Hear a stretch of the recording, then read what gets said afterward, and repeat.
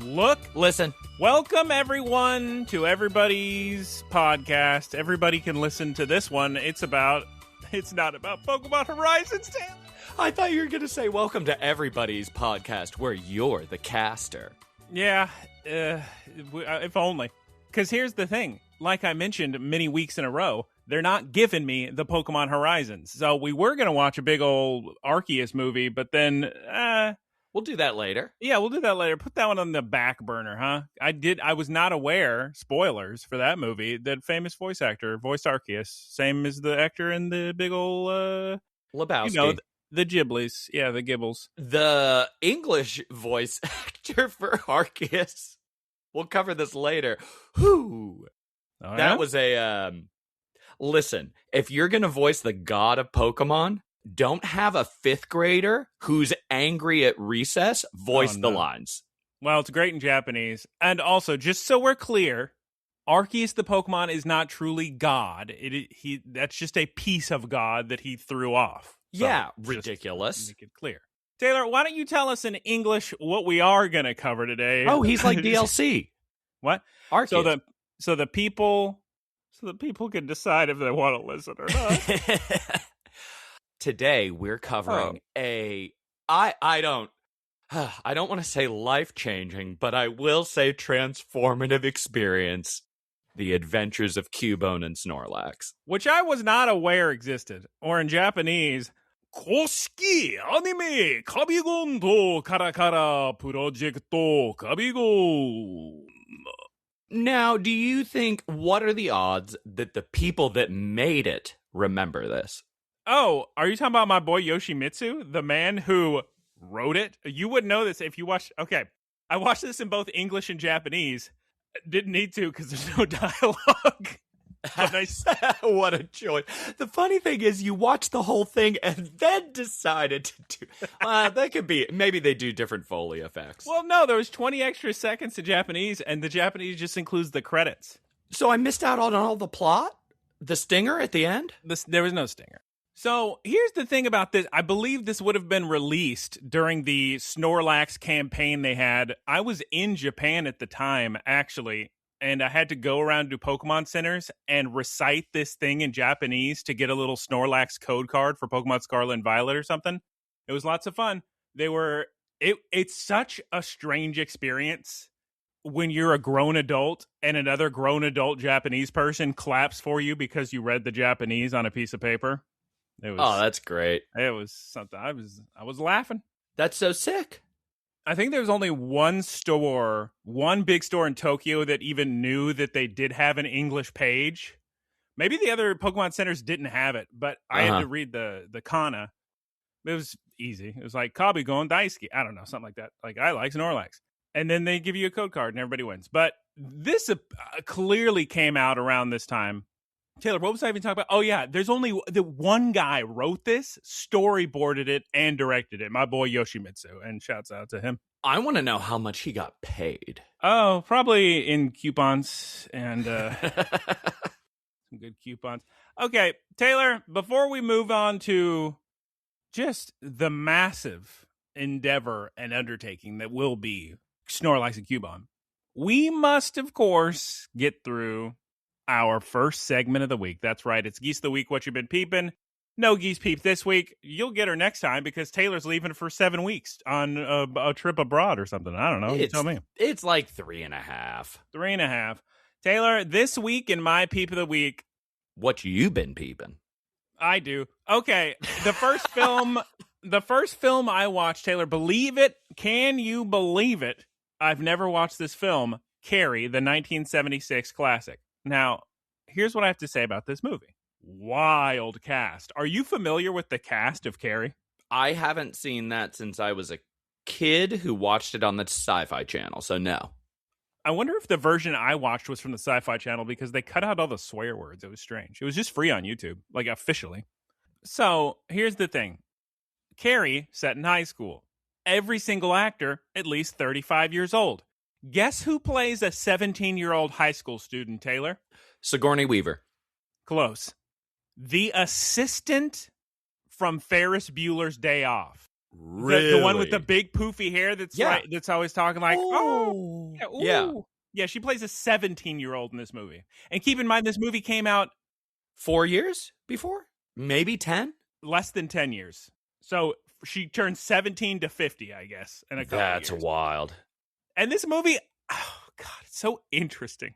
Is it a sign of the times? I don't know. But the music is so wacky and wild. Just like, I thought it was going to be like Puppet Master. Hey, I wish it was good as Puppet Master. Also, there's a shot they do for so long where there's a scene at the prom where Carrie and the boy are dancing in a circle, and they just spin the camera. They just want to make sure. They love doing that in the 80s. That was their favorite thing. Or 70s. They just want me to throw up so bad. I had to close my eyes because it was insane. Taylor, guess who one of the main villains of this film is? Guess the actor. Bullying. That's right, John Travolta. Didn't know he was in this movie. Guess who plays Carrie's mom? Who?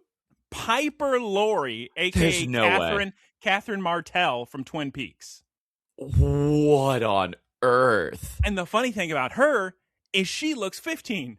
So they have 35-year-olds playing high schoolers, and the mother of the 35-year-old looks 15. Oh, I wish I could remember. I watched something recently where that was the case, where somebody said, and this is my mother, and I was like, do you mean daughter?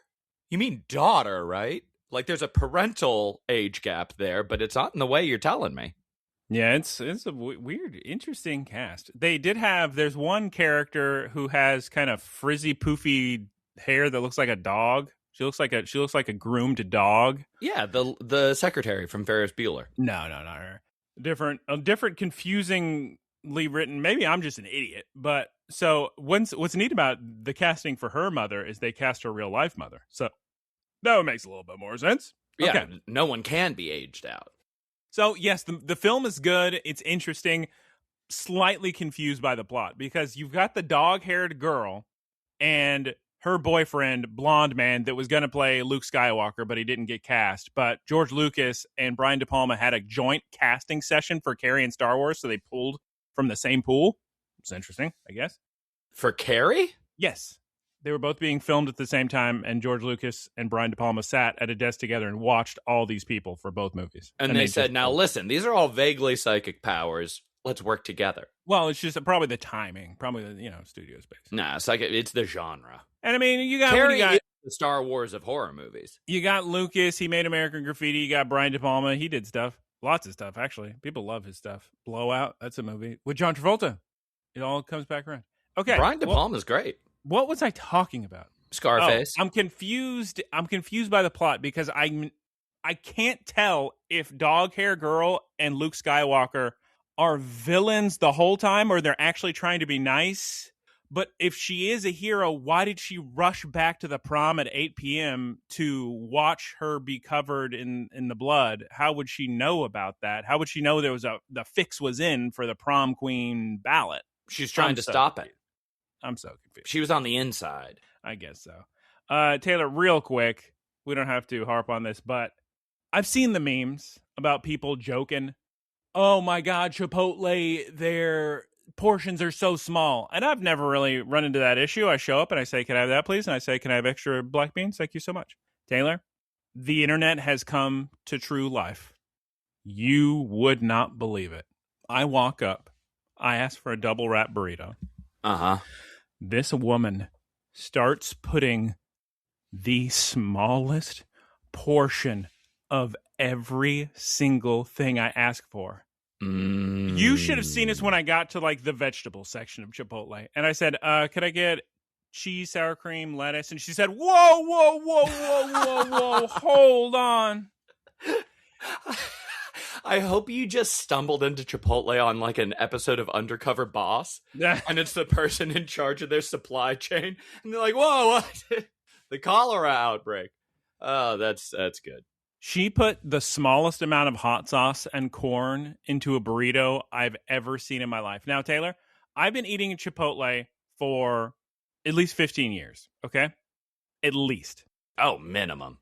I promise you, what she created was the smallest Chipotle burrito I have ever seen in my life that I have ordered. And she still had the gall to say, I don't think it's going to wrap. I don't think it's going to fold. It was definitely Undercover Boss. Taylor, let me tell you what happened when she put just a little bit of corn on, just 3 or 4 kernels. I said, oh, I'm sorry. Can I get some extra corn? Can I get some more corn? She put the spoon into the corn. And rather than turn the spoon to drop the corn, she individually, with her fingers, took the corn off the spoon to put it into the burrito, so as to not take all the corn off the spoon with her gloved hand. Oh, I wish you could have recorded it. And then there was a mysterious death piece, kind of looked like a piece of a cactus in there that hurt my tooth. So luckily I got a refund for the burrito because of that. But wow, what an experience. Every restaurant is going downhill. Everything costs too much and tastes worse. It's the way of the future. Papa John's. In my final thing I have to discuss to you today, Taylor, since we've all been watching musicals lately for some reason. Yeah. I watched a musical called HADESTOWN. HADESTOWN, I've heard about for years. It's won so many awards. Yeah, I kept telling you about it. Wait, you've seen it?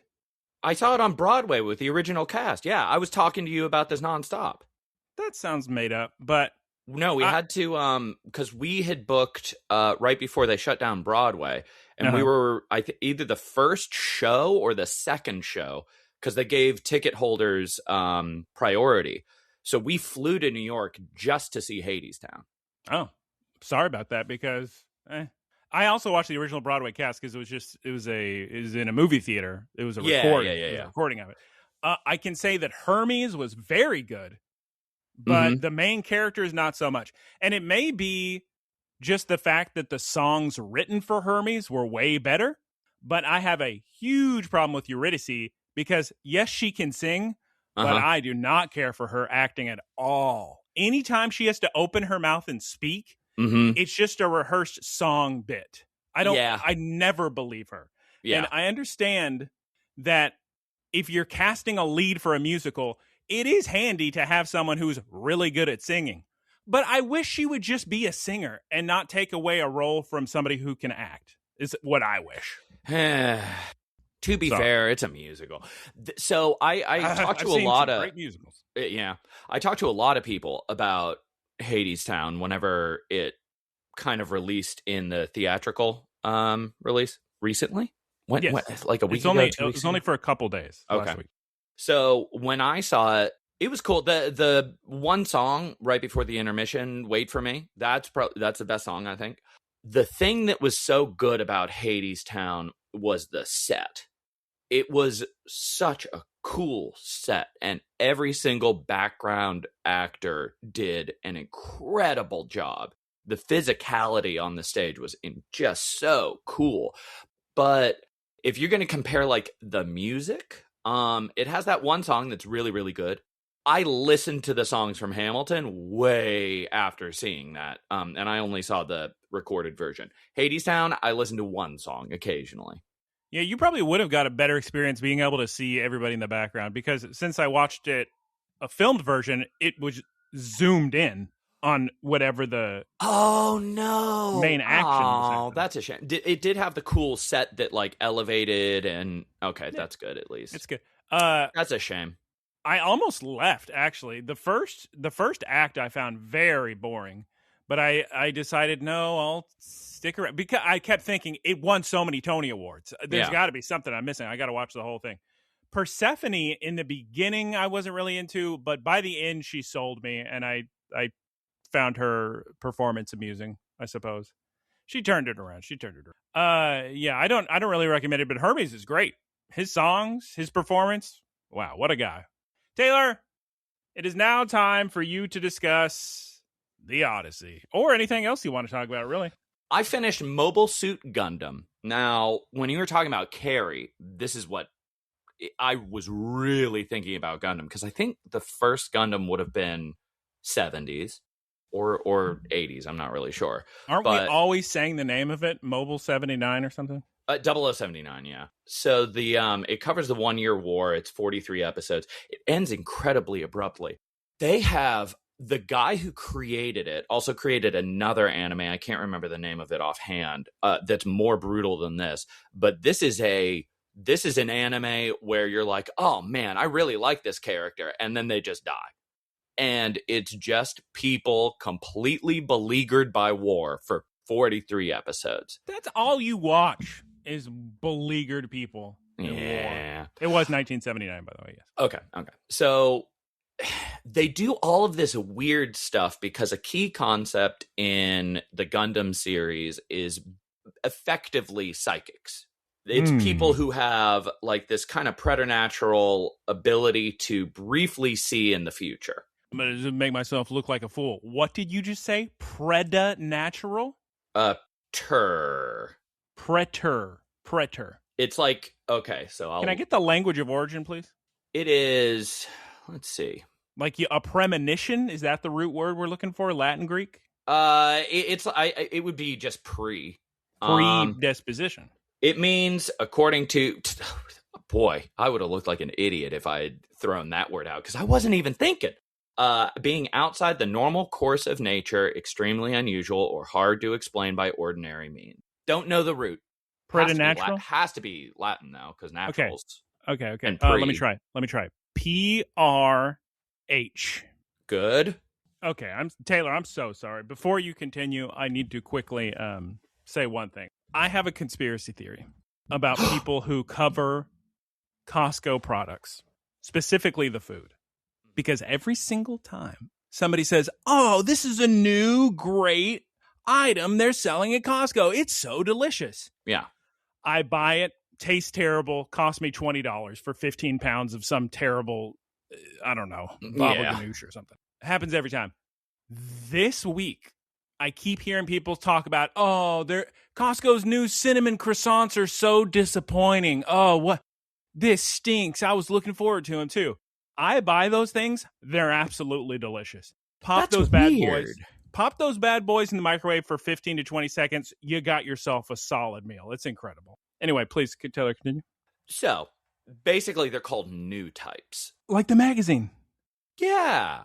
So, it's a kind of concept that is echoed in other mecha anime like, what's that one I just watched? Old Noah Zero, which has main character, has Char clone, has everybody's able to see the future for some reason. Mm-hmm. So they have these characters who can kind of think to each other. It gets progressively more ramped up, and the way they started is so freaking cool. Towards the end of the first third of the series, they start saying, oh, have you ever heard what a new type is? And it's just like being built up. It was kind of like somebody, like the ending of Batman Begins, where they're like, you're going to want to check this out. And it's a Joker card. Yeah. It's just like this little breadcrumb, and it's so sick when it pays off later. But all these characters are like telling the future, and it totally changes the course of humanity. Now, that sounds sick, right? Unfortunately, it's the 70s. So when one of them dies, they turn into a disco ball. It is multiple colors, randomly swirling the glass panels that they paint the figures on, just weird, goofy sound effects. If everybody's in a giant mech, I do suppose that speaking telepathically would be handy. Yes, exactly. Because you couldn't hear each other if you're screaming in the mech. They have communicators? Yeah, they have radios. So sick. Yeah, but the mechs came first, though. So I do recommend everybody go listen to at least the beginning and ending themes of the original Gundam, especially the beginning, because it's such a, I don't know, it belies the series and the seriousness of the series. Did Cutie Street do that one too? I think so, probably. It's definitely worth a watch, but it is very of its time. It is very hard to follow what's going on half the time. Luckily, it's not a good and bad situation. There's one character in the whole show where you can definitively say, oh, that's a monster, horrible person. Pretty much everybody else is, even the villains of the show are like, oh. Shades of Grey? Yeah, and that's kind of what the Gundam series is famous for. Shut up. I also watched not 2 epics. That's right. 2 epics this week. One. You can't say that's right. What's a listener supposed to? Okay, continue. One, of course, we're going to cover later, The Adventures of Cubone and Snorlax. The other was the Odyssey. I went into the Odyssey At 70 millimeter IMAX, I trust. I saw it at the only official IMAX screen in Houston, so maybe it was 70 millimeter. I don't know. Hope so. Probably wasn't. I mean, it was just IMAX the whole time. It would have been advertised as such. You either saw 70 millimeter or you saw digital. I was expecting I was not a fan of the costuming or the casting from the stills that I saw. I was very ready to feel like this was a Marvel movie with everybody that I was seeing. I was like, yes, Tom Holland, Zendaya, Robert Pattinson, great, awesome. Who has the electric whip? Who's got the flame? Famous flamethrower from the Avengers. Oh yeah, I mean, Ghost Rider, he's coming. Also, Anne Hathaway, Batwoman. I mean, Catwoman.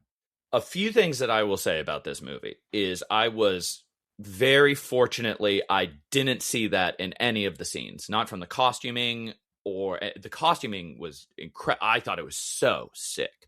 I think Matt Damon did a good job.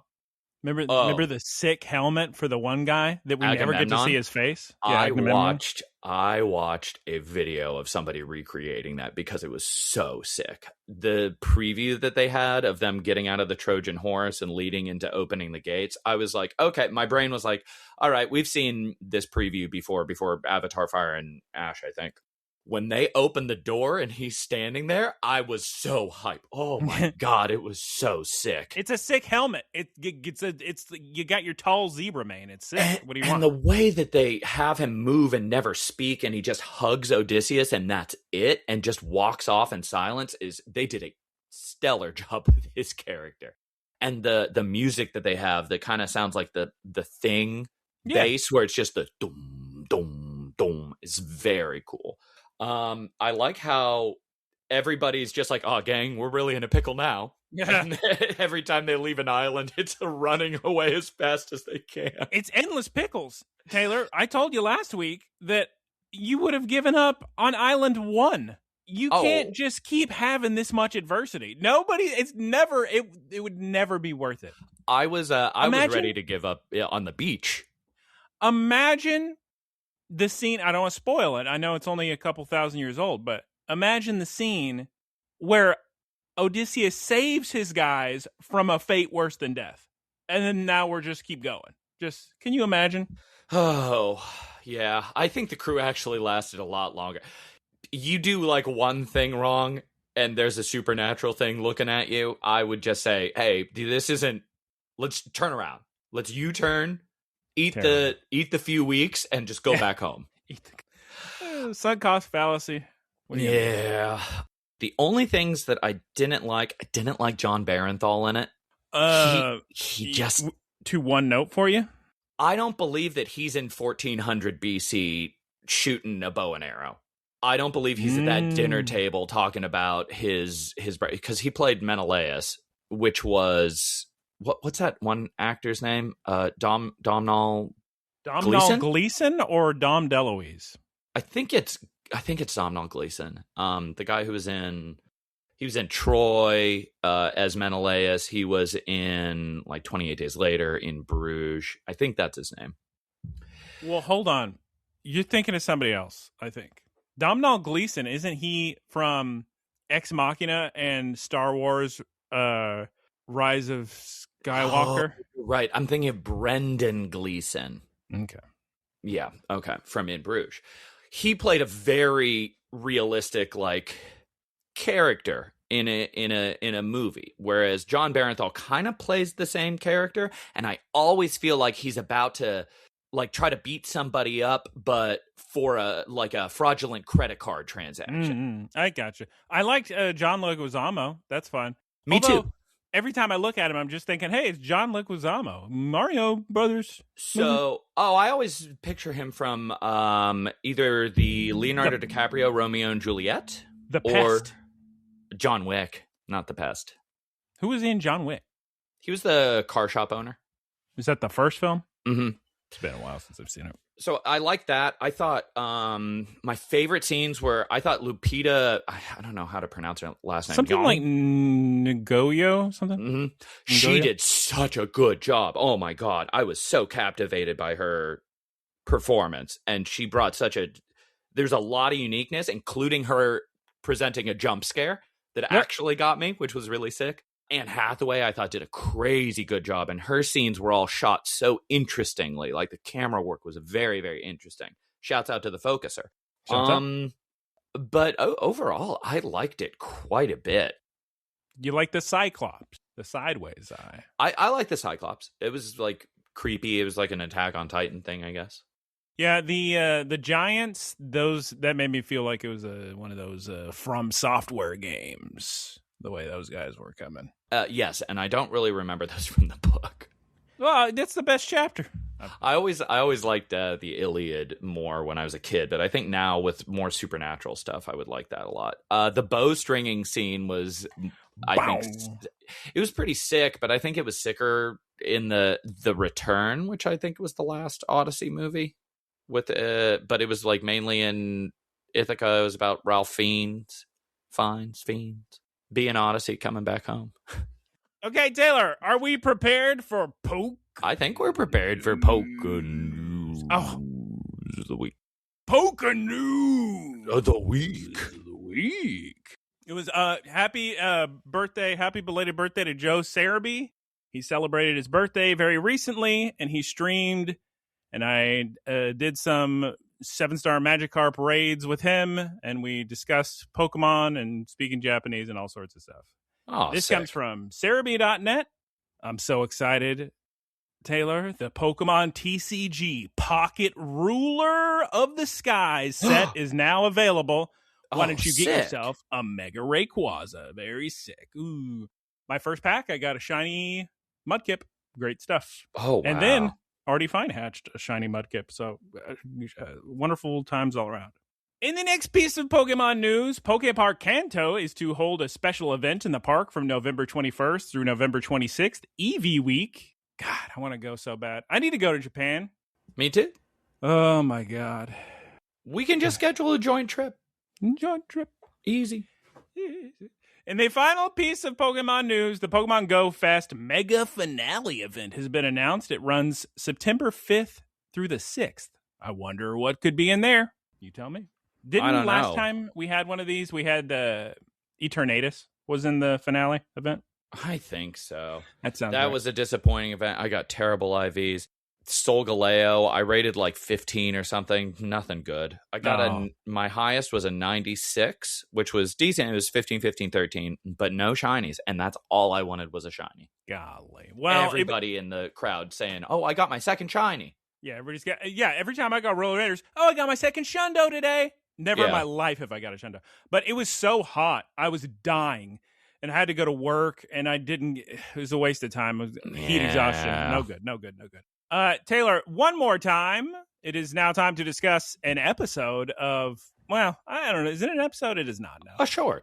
This is actually a combination of 5 1-minute shorts that were posted on social media. No, it's not. There's no way it's a combination of anything. Of 2023.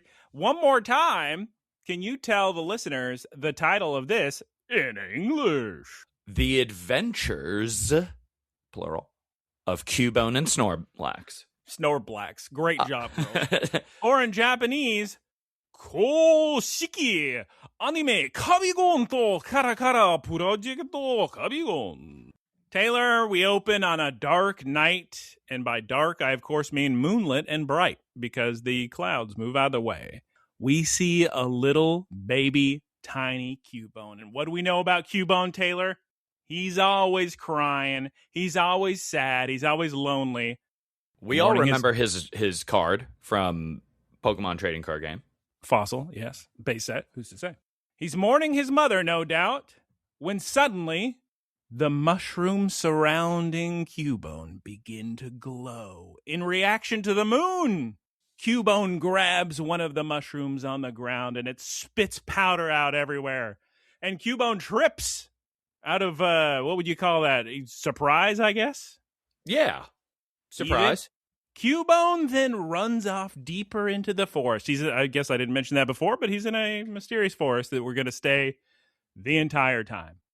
Big adventures. Taylor, Huge. There's bioluminescence everywhere. You would not believe your eyes if 10 million fireflies. So much so that I thought this was set in daytime.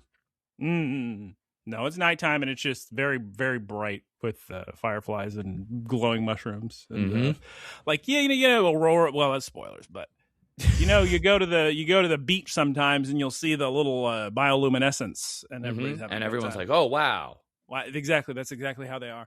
Eventually, our hero stumbles upon a great giant Snorlax in a grove, eating the glowing mushrooms. Snorlax then looks over at baby Cubone, and tiny little Cubone is terrified, which we don't blame him. If anybody's unfamiliar, I did get the new Pokécology book. It's outstanding. There's so much wonderful information in here about all the different species. That's cool. And if you were to, only $10 too.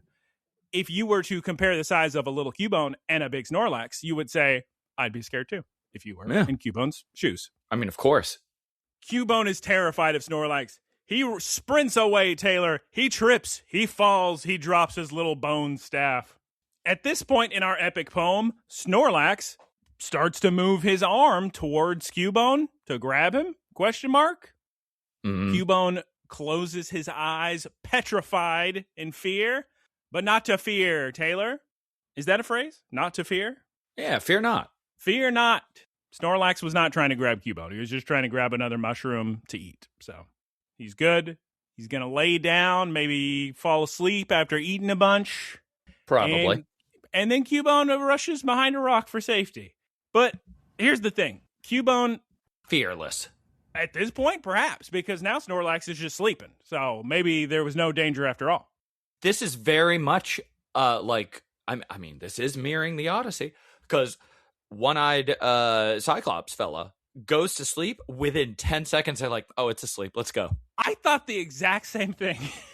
You know how long it takes me to fall asleep? You know how long it took me to fall asleep the last week? Like an hour or something. Me too. Good Lord. Okay, well then we see some more fireflies or whatever the heck's glowing in the air. And the screen transitions to morning. And by morning, I mean autumn. Now, I get so these adventures take course over several seasons, it appears. Yes. Yeah. Little Cubone spots Snorlax again, surrounded by the brown and orange leaves, and Snorlax is just a scorfin, as Geese Peep would say. A mountain of apples, fruits, mushrooms, you name it. He scratches his face and then lays down on his stomach this time. Not his back like last time. I think it's time for a nap, Taylor. You would, if I slept as much as Snorlax, I don't think I would lay face down. Why is that? Anything could happen. Sleep apnea. Oh, yeah. Accidentally inhale every flower and a bunch of dirt. We got to get Snorlax a CPAP machine. Mm-hmm. And now, much like the Odyssey, Cubone carefully approaches the sleeping Snorlax and pokes it with the non-sharp end of his bone, which is nice because there's Taylor, you're familiar with a bone, right? Mm-hmm. And how, like a cartoon bone has the two little rounded things, right? Right, yeah. But then you can fashion the other end of it to be sharp to use as a walking stick. Of course, yeah. Or a trash collector. Oh, yeah. Oh my God, Snorlax starts to turn in his sleep. Is he going to crush Cubone? Is this the end of Cubone? Almost, but no. Now, though Cubone survived this encounter, unfortunately, somehow, in the kerfuffle, the bone staff ended up on Snorlax's stomach. And now Snorlax is on his back. And I don't know how Cubone's going to get the staff back. I want to know how long Cubone's been just in this area with Snorlax. I want to know if Cubone's ever encountered another Pokemon in his life. Probably not. Are there anybody else? Is there a Pokemon other than these two? Flabébé. When? I mean, I'm just guessing. Field of Flowers. Well, I didn't see him. Oh, I didn't either. I'm just headcanoning it. Because this can't just be a giant field with just a Snorlax and a Cubone. Maybe this is so much deeper than we realized. Yeah, maybe it's like some kind of supernatural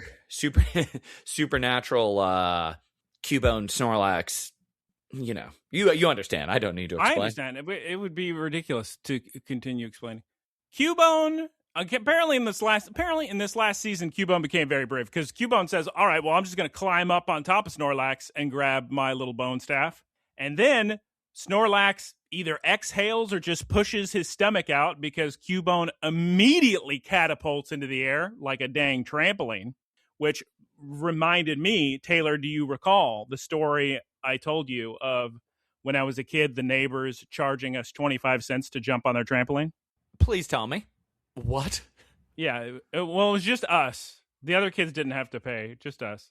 Now, here's what I'll say about the 25-cent trampoline. They should not have put their little dog, Bobby, on there. He was so traumatized after being catapulted into the air. Details? What's more to say? They put a little dog on the trampoline, jumped real high. How much did the dog weigh? How far was it launched? Was it okay afterwards? Smaller than Tilly, but I mean, the dog came back down on the machine, trampoline. He's just, oh, Jesus Christ. Anyway, Cubone bounces several more times and starts having fun. On a bun, as Bender would say, Taylor. You love that show. I do love saying fun on a bun, and every time I picture Bender saying it, so yes. Yeah, shuts up. Eventually, little Cubone gets tuckered out and falls asleep on Snorlax's stomach. Which likely is adorable. The most comfortable thing that Pokemon has ever felt in its life. I like this little one-sided friendship they have. Yeah, Cubone gets everything. And then Snorlax, I suppose, at some point wakes up and notices this little napping Cubone on top of him, and he just finds it cute. So he goes back to sleep himself. And now let's look up at the sky again. Taylor, it's time to transition to winter. It's snowing.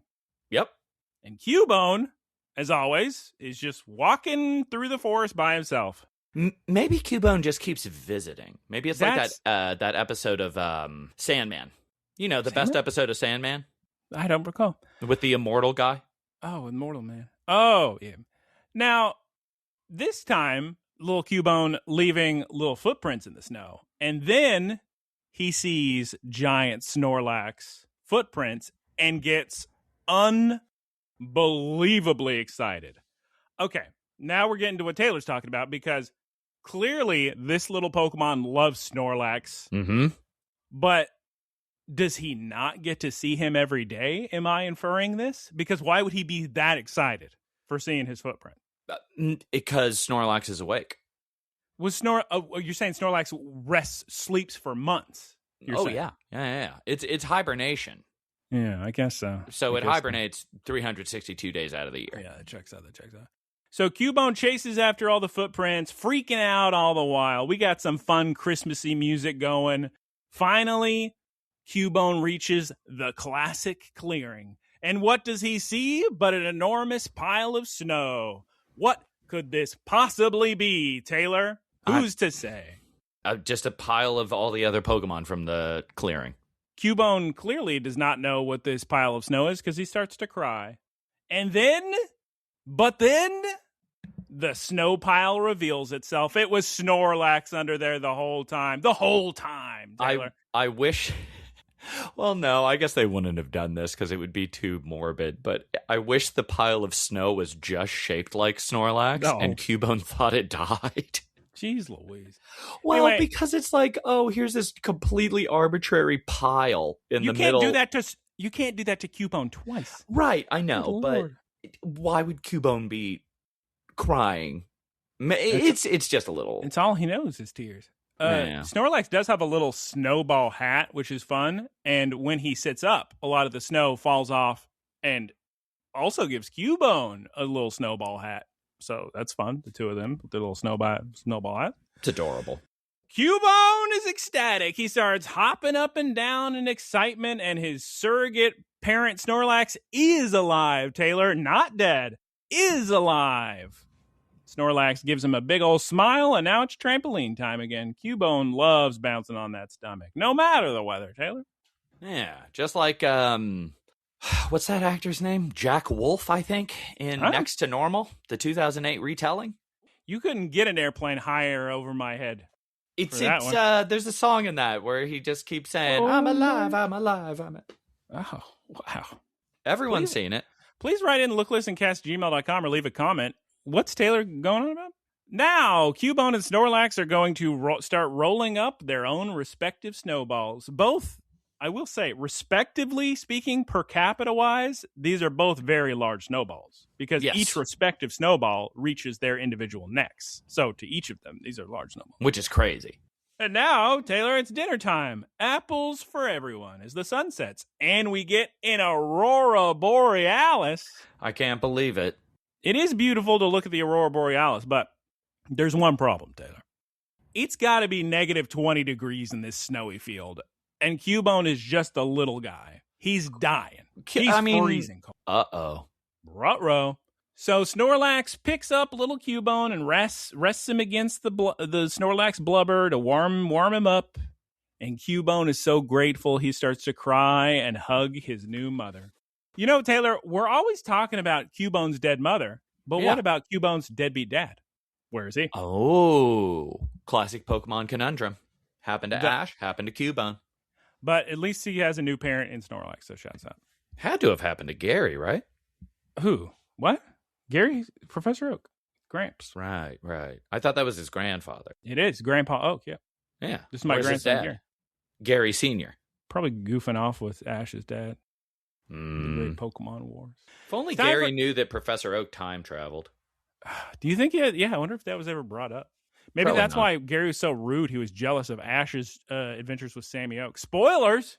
Samuel L. Oak chose to interact with Ash in the past, not Gary. It's time for another sky transition. I don't know what season we're working off of based off the sky alone, but I can tell you the sky is pink. It's probably spring. Yeah, classic spring. Spring comes after winter, you would imagine. And the sky turns pink. And they covered it in Avatar. Yeah. And then Snorlax says to Cubone, look at all these beautiful flowers and petals. And they start dancing because it's spring, as we've discovered.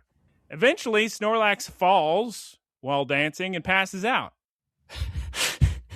Take a little nap. He's alive. He's alive, Taylor.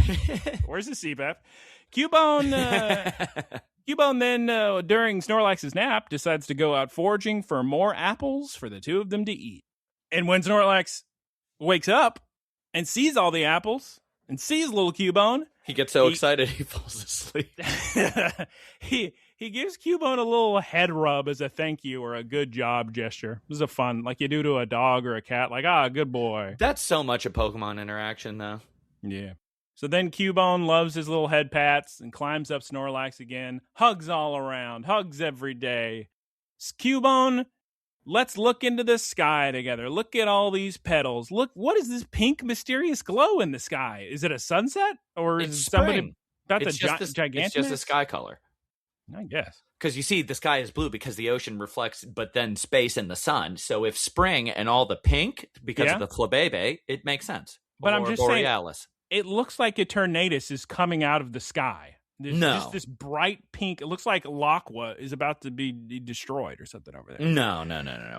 Oh, yeah, that's a good point. No. Yeah, I know. Cubone then gets emotional yet again. He starts to tear up, gives Snorlax an even bigger hug while standing on Snorlax's shoulder. Snorlax then laughs. Cubone starts laughing. Wow. What a sweet moment. And the entire series is over. Now, Taylor, you watched adventure. So many adventures. Taylor watched in English. He didn't get to see the credits. I, of course, watched in Japanese and English. So shouts out to Katsuyuki Konishi as Snorlax and Nikako Aikawa as Cubone. I wonder if they just had to record, what do you think the script is? Well, it's like, there's going to be a lot of stage directions. Like Snorlax rolls over. Cubone starts to cry, So once again, shouts out Yoshimitsu Saito. He's a director son, script writer son, storyboardist artist son. A poet. He didn't know it. A jack of all trades. Had the whole show on his back. And then, even though I didn't remember this coming out, I did see a clip of it recently. And I said, what is that? And then when it got to the end screen of Japanese, the final screen, I recognized that logo for that Snorlax promotion from a few years back. And I went, oh, it probably came out while I was in Japan. So I was busy doing other things. That's why I didn't remember. You should have watched it when it came out. Oh, yeah, could you imagine how cool this would have been live? Wow. Yeah. Taylor, what? Remember, we give scores. We give scores based off of we compare it to other things in the field, in the genre. So you're going to have to compare this to other 1-minute snippets released on social media. So what, is that like a 10? Oh, boy. Well, it's hard because you don't want to set a precedent of like, this is perfect, because where do you go from there? This is the litmus test. I'm going to say, give it a nice little 7.5. But that's just because there's no comparison. Maybe an 8. Because I have a feeling it was good. But what if you get Dragonite's delivery service quality coming up? Well, Dragonite's delivery service, that's a real something. There's no real point to watch this. If you are on like a bus or in a taxi or Uber and you have 5 minutes left to your destination and you're feeling very anxious and want that time to go by faster, it'll feel like about 2 minutes and 40 seconds. There's a lot of cute Pokemon stuff you can watch, and I don't think this is the cutest we've seen. I don't think enough happens, and I don't think it's interesting. So watch it before bed, maybe. Calm things down. Get off of Instagram. What am I going to score? I'm thinking somewhere maybe in the 5s or something. It's not offensive, I guess, but yeah, I'm sure someone would like it. Who? Okay. It's hard to say it's bad. Taylor, I've answered my own question. Huh. Imagine you're a big Snorlax and or Cubone head. I'm a big Snorlax. Because imagine if this was just 2 Bidoof, you'd give it a 9, a 9.5 even. So yeah, I'll give it a 5. I don't see why you would watch this, but it was shorter than the Arceus really love movie. Snorlax. Yes, and when I tried to watch the Arceus movie, the audio was desynced, so that proved difficult. I'm sorry, Taylor. What were you saying? I didn't hear you. If you love Cubone and Snorlax, you'll love this because there's no dialogue. Fantastic. There's a lot of crying. If you love crying, you'll love this. Yeah, there's a reasonable amount of crime, but they solve all their problems. It's just a feel-good little thing. Just watch it, zen out. All right, Taylor. There'll be Horizons next week. Poor Taylor doesn't get to watch. Yeah. He's in Istanbul or somewhere. Next week, I'll be in Croatia. And after that, I will be in many cities in Turkey. Oh, my God. All right, let's move on to the wrap-up, I guess. Jeez, I just want to say like and subscribe. Well, thanks for listening. They're not going to after this one. Yeah, okay. They will. We'll get 1 subscriber after this. No, we won't. Easy. Prove him wrong. Prove him wrong, chat. Okay, this is Look, Listen, Cast on Spotify, Apple Podcasts, and YouTube. Please like, comment, subscribe, and that sends it to more people. Thank you to Keith for the artwork. That's twitch.tv/Keith Squared. Thanks, Professor Ticklebits. Thank you for Ticklebits for the website and the boilerplate. Twitch.tv/Prof_Ticklebits. You can recommend this podcast to your friends who like Pokemon. And I can't stop saying the cousins across the street, Taylor. I can't stop saying it. That's okay. Shouts out to the cousins. Neither of us have had cousins across the street. So why is this fictional? Did. Oh. No, I didn't. When did Cousin Alexander live across the street? He didn't. Please send questions to looklistencast@gmail.com. We'll fill up the time with that instead of Cubone and Snorlax. Say goodbye 3 times. Goodbye, everybody. Goodbye. Goodbye.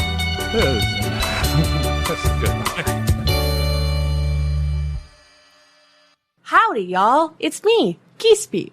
Thank you for listening to the Peep Productions podcast. Peep Enterprises, doing business as Peep Industries, together with its subsidiaries, is a diversified worldwide entertainment company with operations in media networks, talent management, parks and resorts, multimedia entertainment, and consumer products and interactive media. Peep Enterprises is a Dow 30 company